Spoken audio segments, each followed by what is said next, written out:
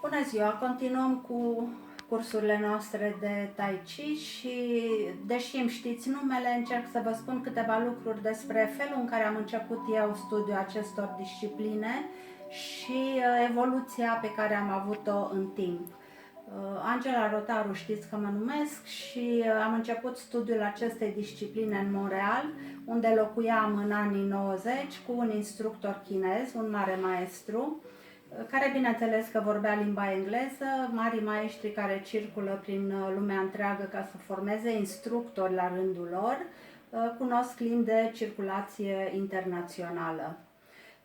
După ce m-am repatriat din Canada, am continuat studiul disciplinelor din domeniul medicinei tradiționale chineze, Qigong-ul și presopunctura, reflexoterapia, Feng Shui-ul de asemenea m-a interesat în mod deosebit. Am avut și în România instructori chinezi ai Institutului Chinez Confucius.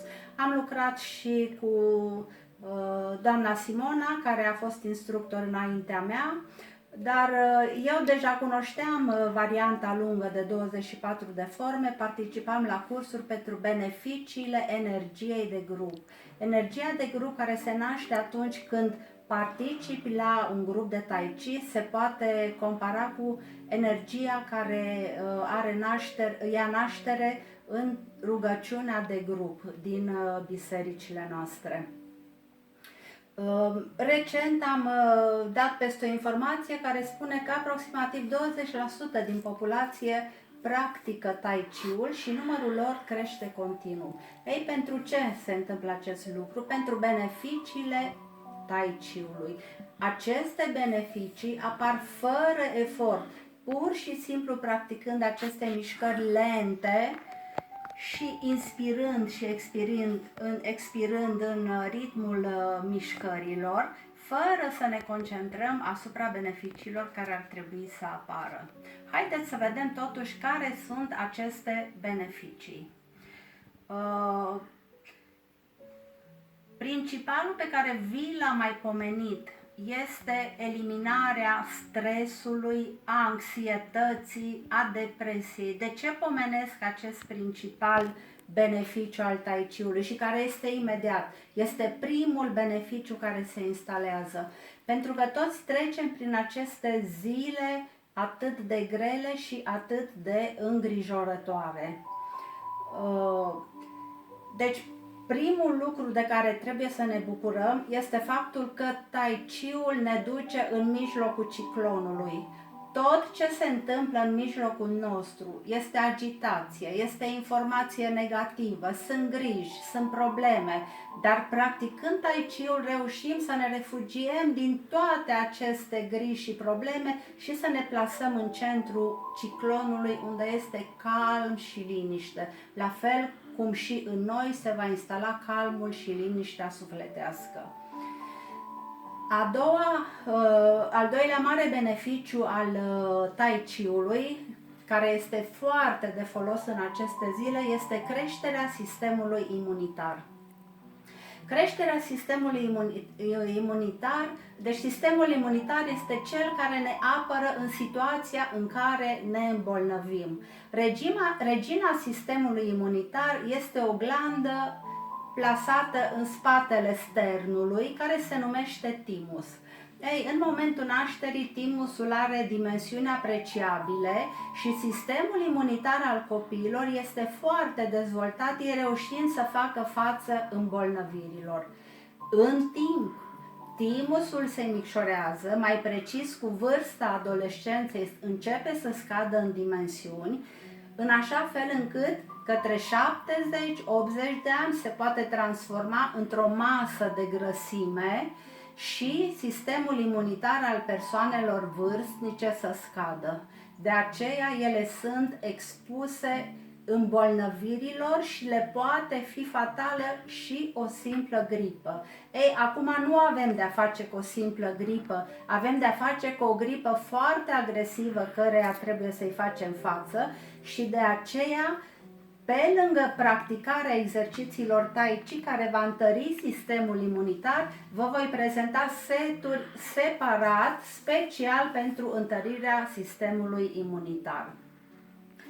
Următorul beneficiu este faptul că încetinește îmbătrânirea celulelor. Ei, ce determină acest lucru? Determină creșterea longevității. Toți ne dorim să fim longevivi. Tinerețea nu este o calitate și bătrânețea nu este un defect, dar important este să ajungem să avem o longevitate de calitate. Ei, Tai Chi-ul chiar asta ne oferă, longevitate de calitate. Prin ce? Prin faptul că duce la creșterea elasticității articulațiilor, a tendoanelor și duce de asemenea la creșterea masei musculare.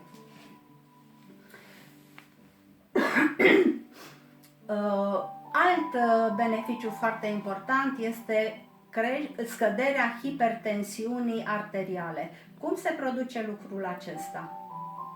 În timpul mișcărilor foarte lente, respirația se sincronizează cu mișcarea.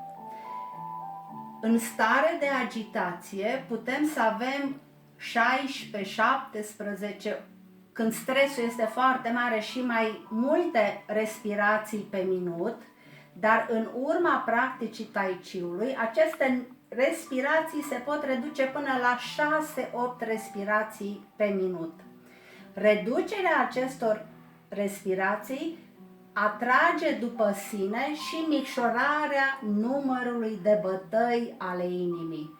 Ce presupune asta? Presupune că mușchiul inimii lucrează mai puțin și inima noastră va putea beneficia de o viață mai îndelungată. De asemenea, are capacitatea de a crește puterea de vindecare a rănilor și a leziunilor. Are capacitatea de a de a diminua reacțiile alergice și astmul. Este cel mai bun echilibru din lume cel mai bun exercițiu din lume pentru păstrarea echilibrului și coordonarea mișcărilor.